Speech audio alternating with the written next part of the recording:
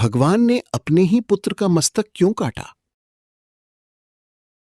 ये कैलाश है जहां शिवजी और पार्वती माता का वास है।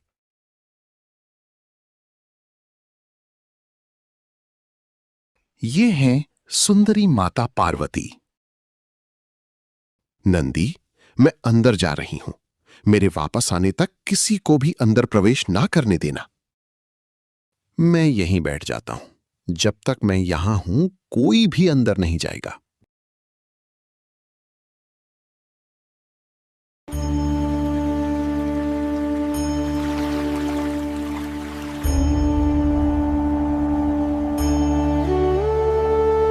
ये हैं सृष्टि के रचयिता, देवों के देव महादेव।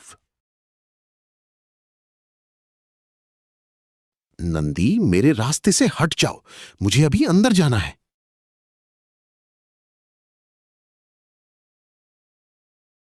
प्रभु, माता ने मुझे आदेश दिया है, जब तक उनकी आज्ञा ना हो तब तक मैं किसी को अंदर प्रवेश नहीं करने दूंगा। नंदी, मैं उनका पति हूं। मुझे किसी अनुमति की आवश्यकता नहीं है। प्रभु, आपकी आज्ञा के आगे मैं कुछ भी नहीं हूं। आप जो आदेश दें वही मेरा धर्म है। आप अंदर कैसे आए? क्या नंदी ने आपको रोका नहीं? पार्वती, नंदी मेरा परम भक्त है, लेकिन मेरा रास्ता रोकने की हिम्मत किसी में नहीं है। लेकिन स्वामी, नंदी को मेरी आज्ञा का पालन करना चाहिए था। मेरी आज्ञा ही उसका धर्म है। समय बीतता गया और माता पार्वती ने गणेश जी को जन्म दिया। मां, मैं आपके पास हमेशा रहूंगा और आपकी हर आज्ञा का पालन करूंगा। वत्स, तुम्हारा ये वचन मेरे हृदय को आनंद से भर देता है। सदैव धर्म के मार्ग पर चलना। मां, मैं थोड़ी देर बाहर खेलने जाऊं? ठीक है पुत्र।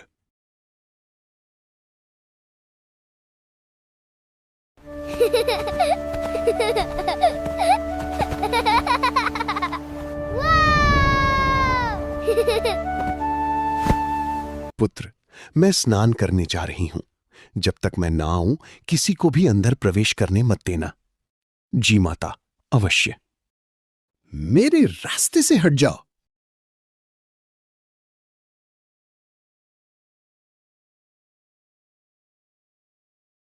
माता ने मुझे आदेश दिया है, किसी को भी अंदर जाने नहीं देना है।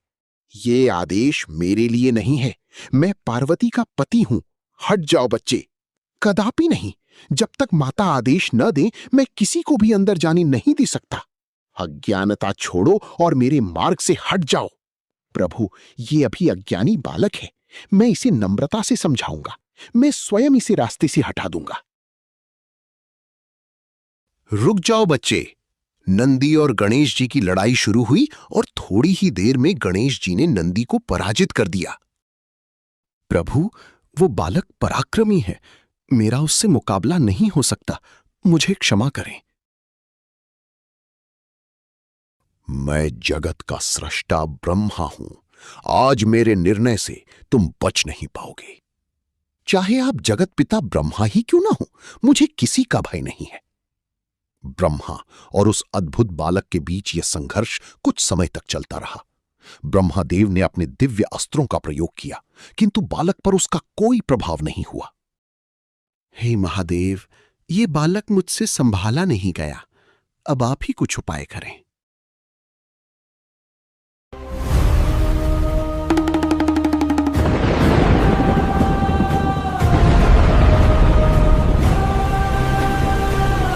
प्रभु, ये क्या हो रहा है?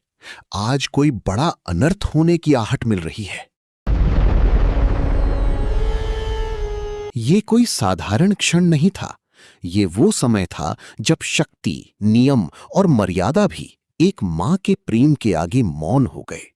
माता, क्या हुआ नंदी? माता, द्वार पर भयंकर अनर्थ घट गया है। स्वामी, आप हमारे पुत्र के साथ ऐसा कैसे कर सके? क्या उस मासूम बालक के साथ ऐसा करना सच में आवश्यक था? आपको मेरे पुत्र को पहले जैसा करना ही होगा। अगर आपने ऐसा नहीं किया तो मैं अपना धैर्य और मौन दोनों त्याग दूंगी। हाँ महादेव, बहन पार्वती सत्य कह रही हैं। आपको गणेश जी के साथ ऐसा नहीं करना चाहिए था। समय बहुत कम है महादेव, अपने गणों को तुरंत जंगल की ओर जाने का आदेश दें। जाओ, ऐसे बालक को खोज कर लाओ जिसका मुख उत्तर दिशा की ओर हो, और ध्यान रहे उस बालक की माता अपने पुत्र की ओर पीठ करके विश्राम कर रही हो।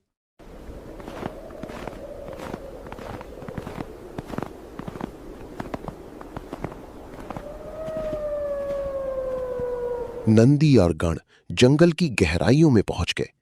किसी भी जीव ने पीठ नहीं दिखाई। हर पशु मौन खड़ा रहा।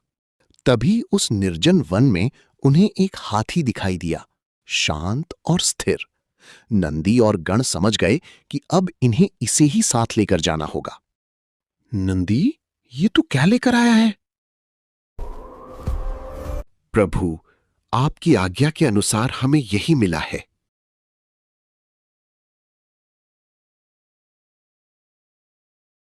समय अत्यंत कम है महादेव, कृपया ये मस्तक जोड़कर बालक को पुनः जीवित कर दीजिए।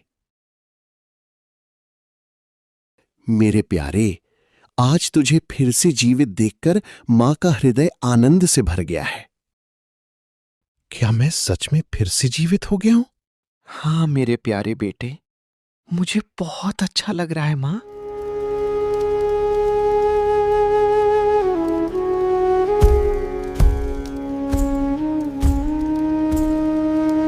पुत्र, आज जो हुआ वो समय के नियमों और धर्म की कठोर परीक्षा थी। मैंने कभी नहीं सोचा था कि मेरे सामने खड़ा योद्धा मेरा ही पुत्र होगा।